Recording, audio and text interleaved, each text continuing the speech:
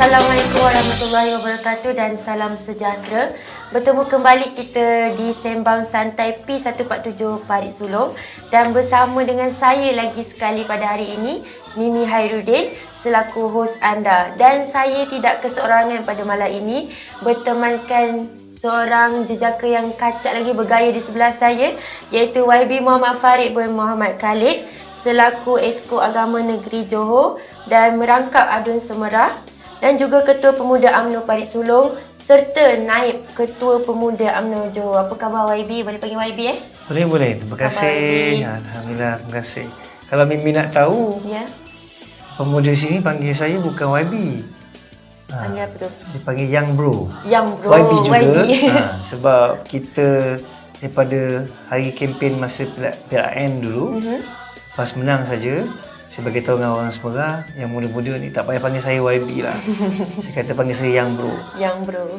Sebab bila dia ada sentimen orang muda, Ya, betul. dan juga sedikit catchy lah dia punya pendekatan. Ya, betul. Terima kasih Mimi sebab pelawur saya pada malam ni. Sama-sama. Rasa seronok sangat sebab dapat kembali ke sesi bual bicara.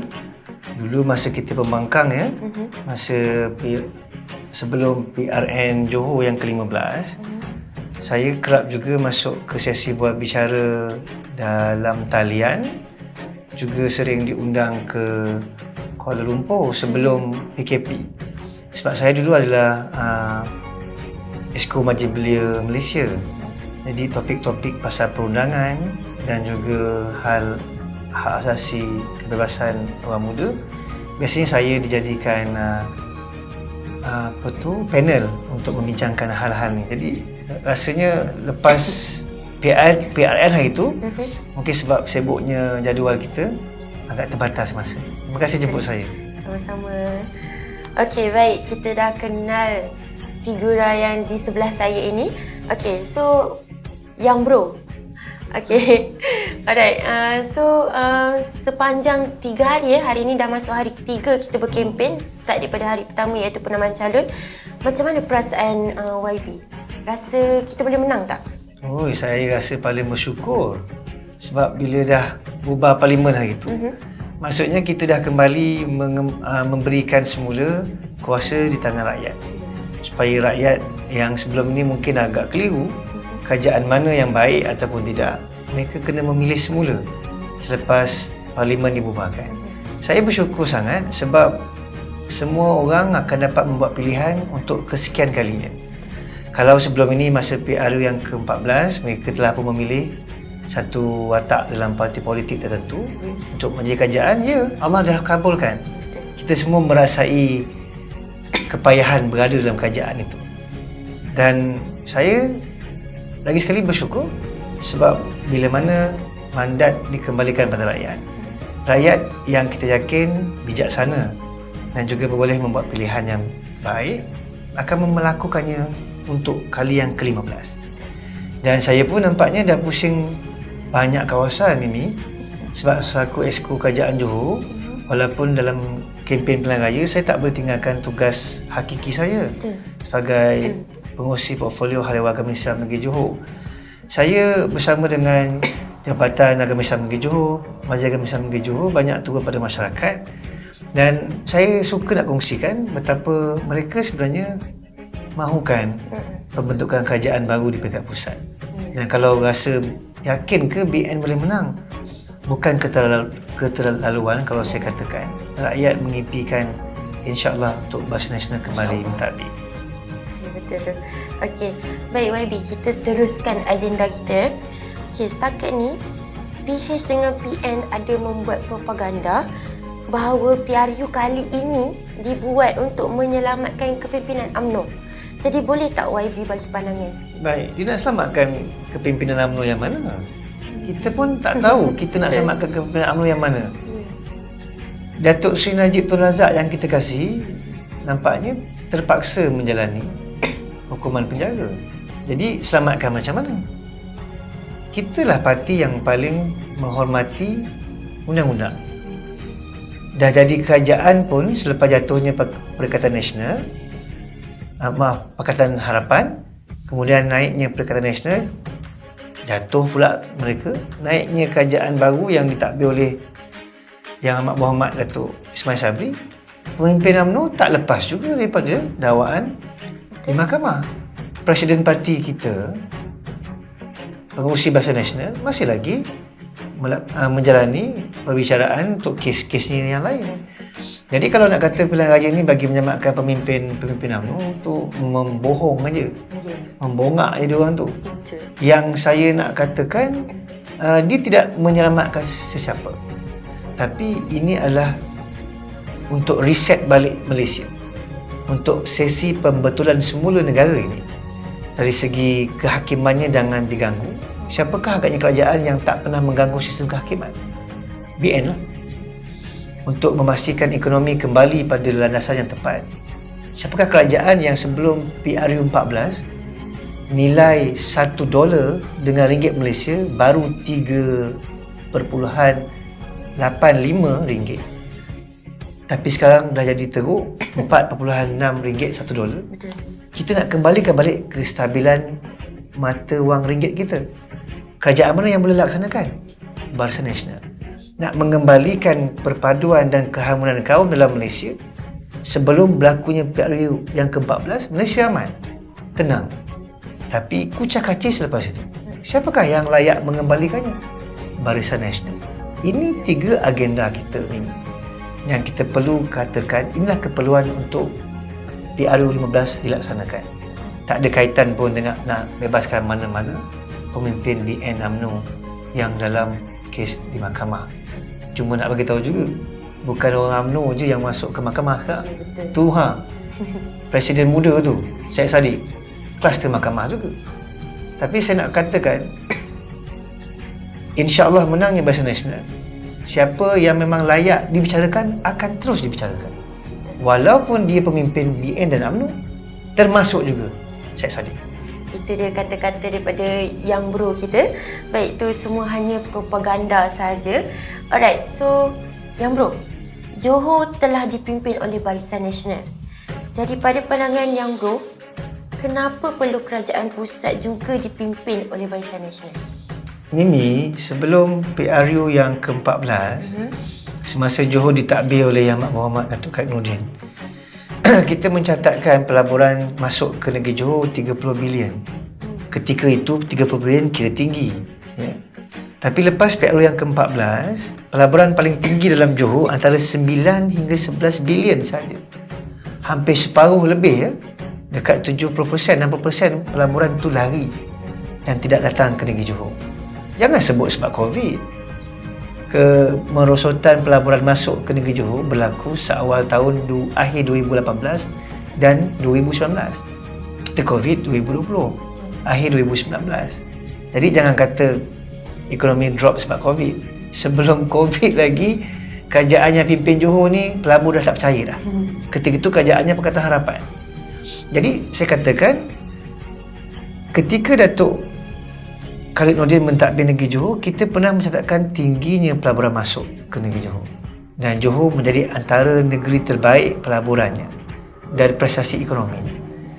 Jadi, dengan kerajaan yang baru terbentuk, Mimi kena tahu, kurang 6 bulan di bawah pentadbiran Yang Amat Berhormat Datuk Menteri Besar kita, Datuk Wan Hafiz Razi, 60.9 bilion ringgit pelaburan masuk ke Johor. Separuh daripada 120 bilion pelaburan yang masuk ke Malaysia. Maksudnya separuh, setengah daripada pelaburan masuk ke Malaysia tu masuk ke Johor. Kenapa orang tak pergi dekat negeri Selangor yang masih lagi tak bubar dunia di bawah Pakatan Harapan? Kenapa pelabur tak pergi ke negeri Pulau Pinang yang masih lagi ditadbir oleh kerajaan Pakatan Harapan, DAP? Kenapa pelabur tak pergi ke Negeri Sembilan, negeri yang ditadbir oleh Pakatan Harapan? Yang kita nak bagi tahu, pelabur ni dia bukan pergi kepada negeri yang kerajaannya satu bendera saja. Mereka lihat kepada prestasi kerajaan itu sebelum itu. Dan dengan pengukuhan ekonomi Johor sekarang ni, pentadbiran yang diketuai oleh Datuk Menteri Besar yang baru menampilkan 7 orang daripada 10 exco, semuanya muda-muda. Maka saya kira pelabur dia yakin Bukan saja yakin dengan kestabilan, tapi yakin juga dengan track record kerajaan Malaysia sebelum ini. Mereka datang ke negeri kita berkat sokongan orang Johor macam saya, macam Mimi dan juga tuan-tuan yang sedang menonton. Alright, so nampaknya semakin hangat ya di studio ini. Okey, jadi YB sebagai Exco Kerajaan Negeri, apa perbezaan yang YB nampak secara jelas antara kerajaan hari ini dengan kerajaan PH sebelumnya? Banyak Mimi. Tadi saya dah sebut dah pasal ekonomi. Ya. Saya juga nak sebut. Salah satu. Saya juga nak sebut Mimi kena tengok maklumat daripada Perkeso. Perkeso ni agensi kerajaan pusat, dia bukan agensi kerajaan negeri. Maksudnya data yang mereka keluarkan, kerajaan Johor tak boleh main ubah-ubah aja. Ini adalah agensi kerajaan pusat yang secara rasminya merekodkan sehingga kini bulan 10 dan dah masuk bulan 11, permohonan memohon pekerjaan dalam negeri Johor hanya berjumlah lebih kurang 32,000 orang yang masih lagi mencari kerja. Tapi peluang pekerjaan dalam negeri Johor, Mimi tahu tak berapa? 51,000 peluang pekerjaan. Maksudnya dengan kestabilan kerajaan Johor hari ini telah membuka banyak peluang pekerjaan sehingga peluang pekerjaan lebih banyak daripada pemohon pekerjaan. Ini yang ramai orang muda belum tahu. Dan orang muda, orang Paik Sulong, orang semua, orang Semedan, orang Johor harusnya kena tahu betapa pengukuhan kerajaan selepas PRN Johor hari itu menyebabkan saudagar-saudagar yang berdagang dalam negeri Johor yakin bahawa ekonomi mesti segera dibugarkan. Maka peluang-peluang pekerjaan kembali rancak. Dan saya nak syorkan kepada orang muda yang masih lagi mencari peluang pekerjaan, rujuk laman web Perkeso. InsyaAllah anda akan jumpa peluang pekerjaan yang sesuai dengan diri kita. Itu perbezaan yang paling jelas yang orang nak dengar. Ya, kita pun tak nak cerita benda yang terlalu tinggi dan besar, Mimi. Takut orang tak tercapai nak memahamkannya. Peluang pekerjaan yang paling senang orang faham bahawa dia data yang paling berfakta dan pencari kerja pun boleh melihat kepada agensi kerajaan pusat yang menyediakan. Itu dari segi pekerjaan. Saya juga nak bagi tahu antara perbezaan yang lain juga yang diwujudkan selepas daripada PRN dengan pentadbiran kerajaan Johor oleh Barisan Nasional adalah Johor nampaknya kembali stabil dan aman macam dulu. Kita kembali mempertahankan institusi diraja kita. Ini kena tahu ya, di Johor ini kita tidak boleh tidak. Institusi diraja sangat dan wajib mesti dipertahankan. Kenapa? Selain daripada Tuanku Sultan kita merupakan ketua kerajaan bagi Johor dan jajahan takluknya, Tuanku Sultan juga adalah ketua agama Islam bagi negeri Johor. Ini poin yang mesti orang tahu. Dan sebelum ini, Mimi kena tahu semasa Pakatan Harapan Pemerintah ada percubaan untuk meratifikasi Convention ICERD, satu konvensyen bangsa-bangsa bersatu yang mengilhamkan supaya semua diskriminasi dihapuskan. Diskriminasi ini termasuk tidak boleh ada perbezaan antara agama dan juga bangsa. Tak boleh begitu. Dekat Johor ni yang tertinggi agamanya Islam. Tak boleh kata agama lain mesti sama taraf. Tak boleh. Bukan tak nak tolong, memang tak boleh tolong. Sebab agama Islam adalah agama rasmi negeri Johor. Jadi, kuasa dan martabatnya mesti terarah dan tidak boleh dikongsi. Bayangkan kalau zaman PH dahulu, Convention ICERD ini diratifikasikan. Akan berlaku porak-poranda. Sebab semua agama dan kaum akan anggap mereka sama. Sama taraf, sama tinggi, maka sudah pasti akan ada kekalutan. Mimi juga jangan lupa, ada percubaan daripada kerajaan PH sebelum ini. Mereka nak cuba membawa masuk Statut Rom ke Malaysia. Statut Rom ini juga lebih kurang sama konsepnya macam ICERD. Mereka cuba menghapuskan beberapa dasar-dasar utama negara. Mereka cuba menombangkan beberapa tiang-tiang seri utama negeri. Maka syukurlah kepada Allah Subhanahu Taala, berkat sokongan orang-orang Johor sendiri, orang Malaysia UMNO, dan juga kekuatan sistem diraja Melayu kita, kedua-dua konvensyen ini dapat kita nyahkan daripada ditandatangan dalam negara kita. Ini saya sebutkan, Mimi, benda-benda yang orang kadang-kadang terlupa tapi mesti diingatkan semula. Betapa tidak ada keselamatan dalam mempertahankan tiang-tiang seri utama negeri dan juga negara sekiranya PH bentar. Buktinya, rujuk sejarah selepas Piala yang ke-14. Tak mahu tu semua berlaku, Mimi, mesti berikan kemenangan kepada Barisan Nasional. Mungkin itu boleh disuarakan juga kepada pengundi kita di P147. Jangan lupa undi Barisan Nasional. Betul. Okey, so difahamkan juga ada beberapa pendekatan yang YB buat pada agensi di bawah YB. So boleh YB jelaskan sikit tak? Mimi, saya dulu orang belia. Saya bekas timbalan Presiden Majlis Belia Negeri Johor. Saya juga bekas pengerusi Majlis Belia Daerah Batu Pahat. Saya juga pernah jadi Esko Majlis Belia Malaysia. Jadi jiwa saya dengan belia ni dekat. Bila saya diperkenan Tuanku Sultan menjadi Esko Halal Agama Islam, Mimi tahu tak apa antara titah pertama Tuanku pada saya? Saya nak kongsikan dengan orang Baik Sulong. Semasa saya sembah kepada Tuanku Sultan, ketika awal-awal jadi Esko Tuanku Sultan, titah pada saya, ramaikan orang muda dekat masjid. Titah tu nampak sangat ringkas, tapi kesannya sangat mendalam. Kesan yang pertama, Tuanku bertitah untuk mengesahkan bahawa agama Islam ini mesti dimartabatkan dan mesti dipertahankan. Orang-orang yang tua, veteran ramai di masjid, itu tak dinafikan.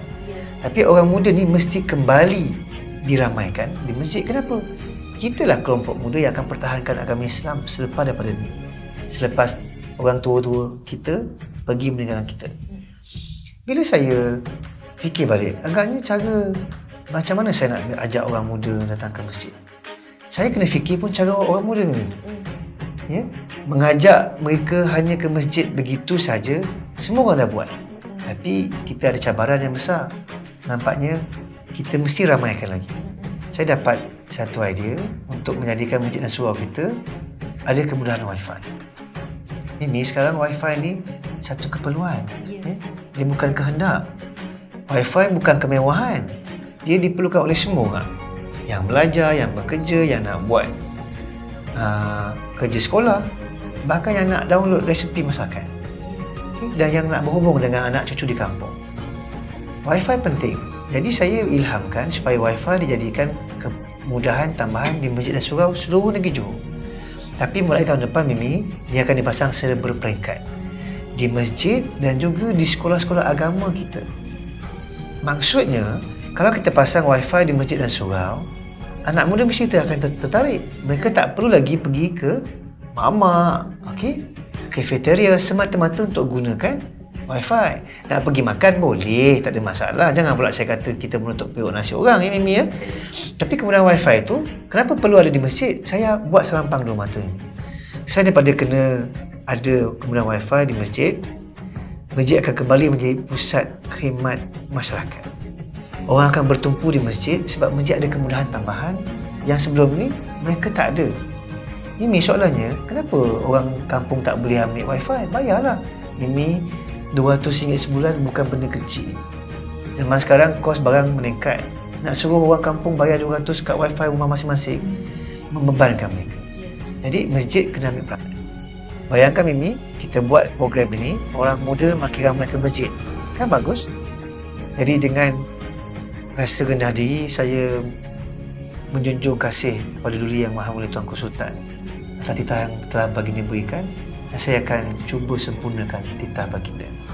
Ya, insyaAllah. Okey, itu dia, kita telah mendengar beberapa penjelasan yang jelas daripada YB kita pada hari ini. Jadi kepada anda semua warga Parit Sulong, jangan lupa turun mengundi pada 19 November 2022. Undi siapa? Undi calon BN kita, calon 01. Ya. Okey, jadi maju Johor, kestabilan dan kemakmuran.